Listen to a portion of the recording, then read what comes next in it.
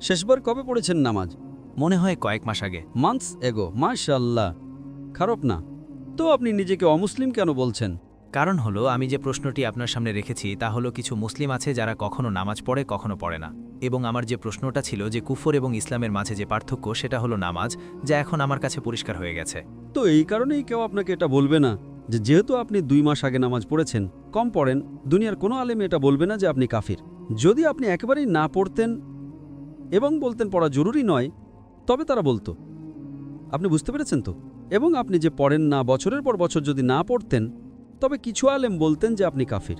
কিন্তু আপনার ব্যাপারটা হলো আপনি পড়েন, এতবার পড়েছেন যে আপনার মনেও নেই। তো এটা প্রথমে আপনি আপনার মাথা থেকে ভুল ধারণা দূর করেন, ঠিক আছে? তো আমার মতে আপনি মুসলিম হতে পারে, আপনি ভালো প্র্যাকটিসিং মুসলিম নন, হতে পারে, হতে পারে খুব ভালো, এটা আমার জানা নেই। আমার মতে আমি আপনাকে চিনি না। হতে পারে আপনি খুব ভালো মুসলমান, কারণ মানুষ কেমন সেটা শুধু আল্লাহ তাআলাই জানেন।